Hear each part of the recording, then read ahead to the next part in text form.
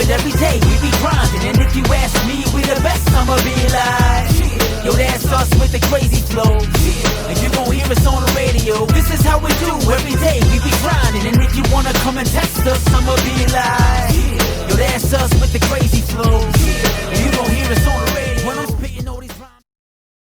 What's going on, everybody? Welcome back to the 10-yard fight. I'm Coach KK. This is part 2 of Volume 3 Resurrection. We're just bringing Volume 3 back from the dead and updating it. Everything needs to be updated, and we have a few new things to add to it. I did like 12 videos of Volume 3.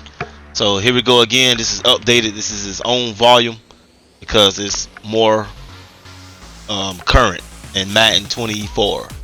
So yeah, that was the audibles right there. I'm going to show that in the next video, but it's going to be longer. But I'm not going to show this part again. This is just an example of how you set the audibles in the game and showing you that, you know, it only takes the play clock, the 40 seconds on the play clock to set. Guys, let me know what is your favorite plays from this. What are you doing? If you've tried it before, how is it operating? You know, we had fun 2 years ago in Volume 3 with this formation right here, and some guys helped me out. They showed me how to change up that Y trail and get some players open. So yeah, get at me, man. Let me know how this thing going. So yeah, here's some examples. Here I go with the Jaguars. You know, that's my team. You guys should know that by now. This is the game that's going to be November 12th, this coming Sunday. That's going to be most likely game of the week against that San Francisco defense.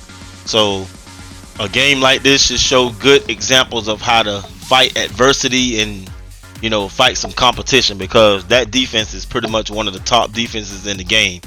And this is just like a battle of X's and O's, you know, attacking space, manipulating defenders, right? So yeah, this guy, he's going to come out in zone coverage most likely. This is a numbers game. This is a game of numbers. As you can see in the box, he have 5, but it's 6 outside the box. I noted everybody who's outside the box. So up front it's 5 on 5. So that means I really shouldn't be touched until I get to the 3rd level of the defense. It's hat for hat, my 5 versus his 5. Now he squeezed one, he brung one guy down, but that makes less men on the perimeter outside. See how that worked? You got to make the numbers work in your favor. That's a perfect zone beater right there. That's one of the most ugliest plays drawn out, and I'm pretty sure so many people sleep on that stuff. But doing the little things right is what makes, you know, the 10-yard fight successful. Like number 69, that was my man right there, my left guard. He's pulling, he's doing a pull block, he's going to do it again. Halfback base, right? He's the main man in the play. 69, if he don't do his part, we won't get nothing. See what I'm saying?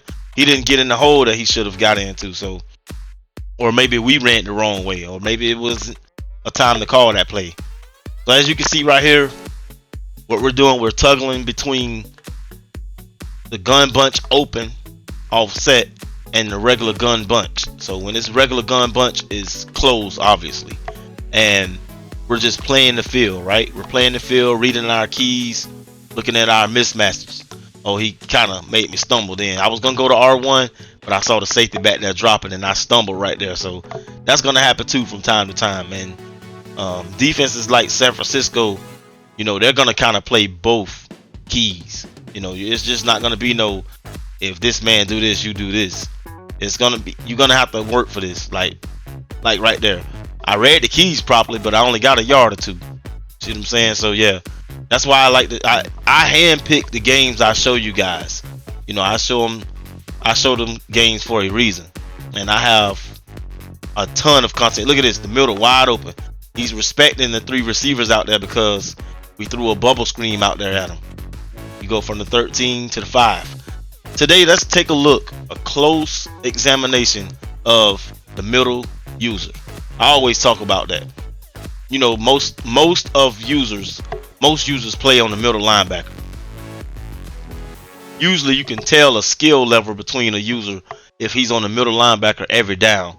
You know, I feel like a skilled user should be able to play on any position on the field.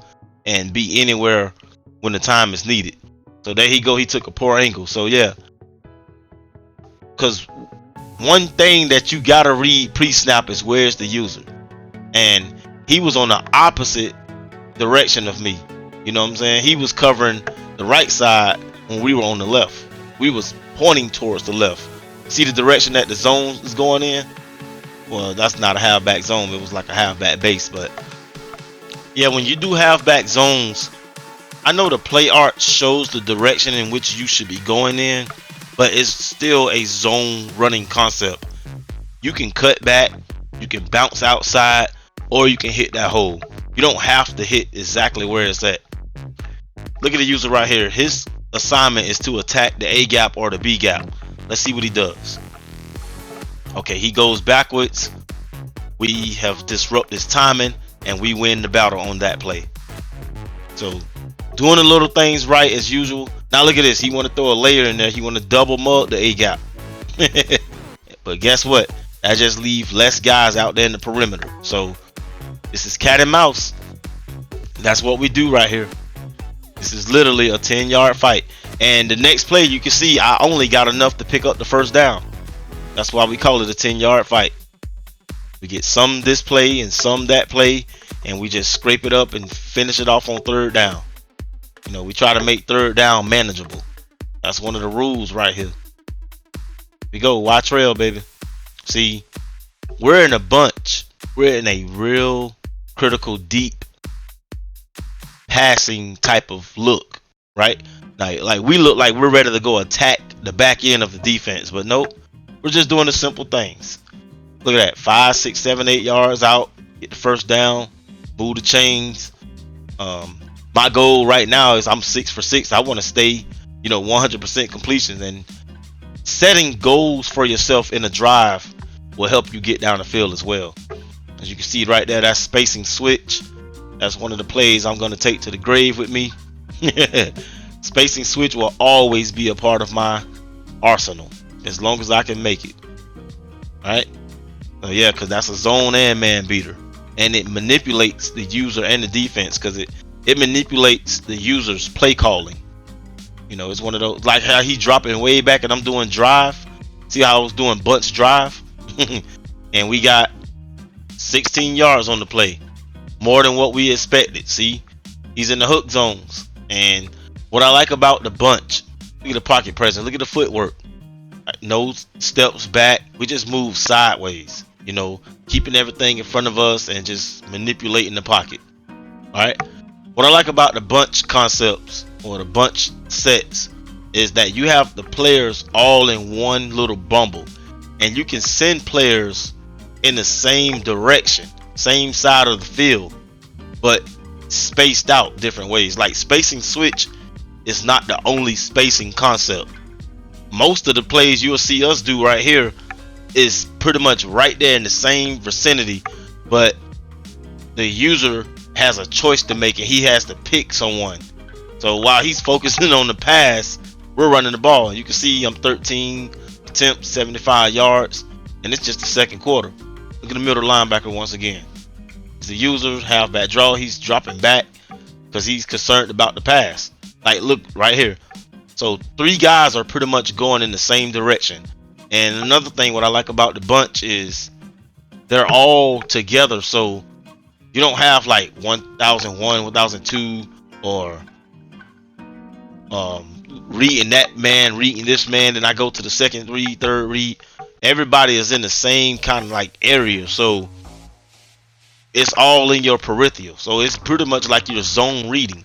Like I'm literally just reading the play side, right? I'm doing a vertical. 17 and 0 are going to do wheel routes. I could have hit 0 on the sideline. And look at that man, the cornerback underneath. He's under the rest because it's 2-on-1. And you see the user accounting for the middle. Keep the user in the middle. You want to play in the middle, that's going to be your job. And we just throw a little decoy out there for him. So that's a nice little red zone play right there. That's vertical right there for you guys who don't know. You don't have to do no rolling out. See, a lot of users, inexperienced users and them wild users, they'll go out there and run like to the outside like a jive turkey. You stay in the middle, you keep everything in front of you, you get to work both sides of the field. Because you never know, he could be coming hot from that side. And you done ran into danger and miss plays like this. Say I roll out and I get messed up by the defensive end, the left end over there. Yeah, you'd be messed all up. So yeah, nice little play call. As you can see, it's 17-7. We're doing good. User. Guys, if you haven't seen my user pick videos or our user pick videos, I do this with the help of you guys as well.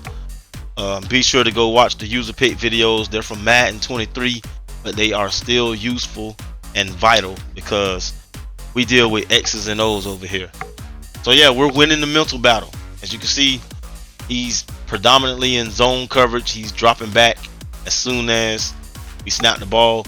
We haven't even taken a deep shot down the field. Like, we haven't even thrown the ball 20-30 yards down the field yet because we're winning the 10-yard fight. That's what people, well, I'm glad they don't focus on it. You know, it'll just be a few of us. We focus on the first 10 yards and everything else is just a byproduct. You know what I'm saying? Yeah, we just want to get the first downs. Move those chains, move those chains. So here we go. We're manipulating this guy. It's not glitchy at all. It's X's and O's. It's just like moving puzzle pieces. It's just like we're chess players. Look at this guy. He's going to come from the outside. See him? Look at him on a Warner. Because he's concerned about the receivers in the bubble screen. He's going to go try to play the run, but it's too late for him. And I caught that. So we got 90 yards on the ground with ETN. And we're not concerned about stats and style points and all that. It's just executing the drive and just reading the keys. Here we go right here. We understand like the main thing of this bunch is to make him account for everything out here, and you got to throw different things at him. Like, this play calling scheme is like a toolbox. We have a hammer, we have a wrench, we have pliers, we have a tape measure. We have everything. I work in construction, so I use little analogies like that. I read blueprints. So that's why I'm always dealing with X's and O's and lines and colors and stuff like that. So yeah.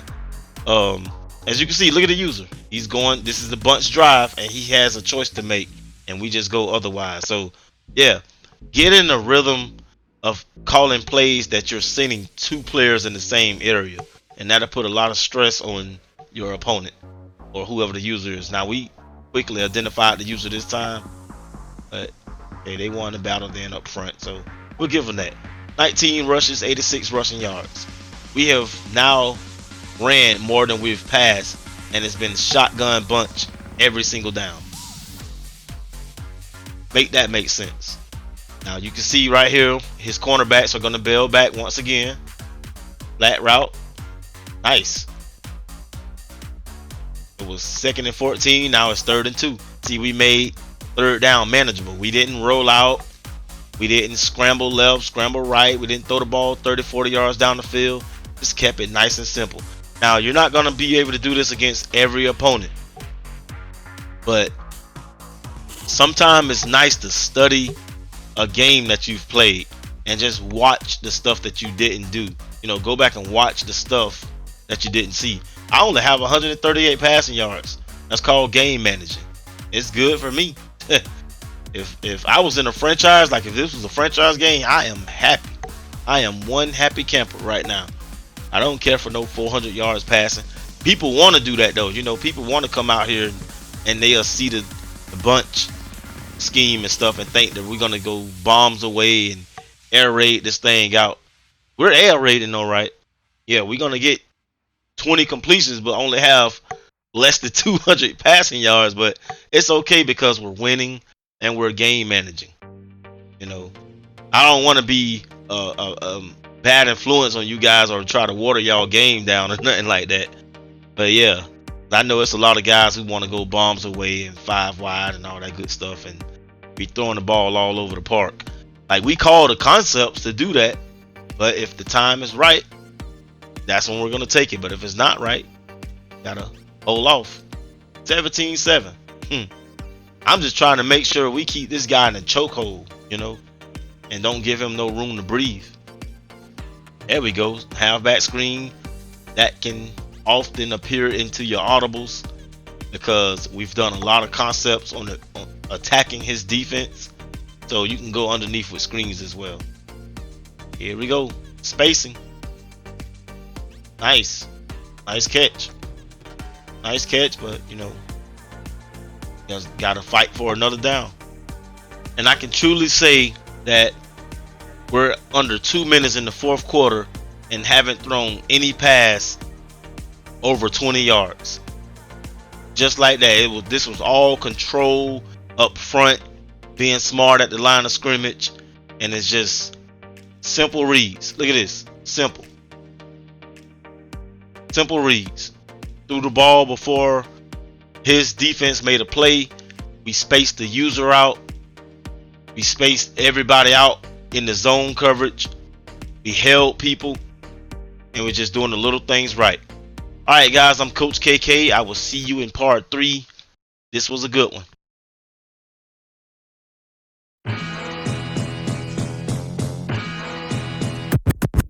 This is how we do it every day. We be grinding, and if you ask me, we the best. I'ma be like, yo, that's us with the crazy flow.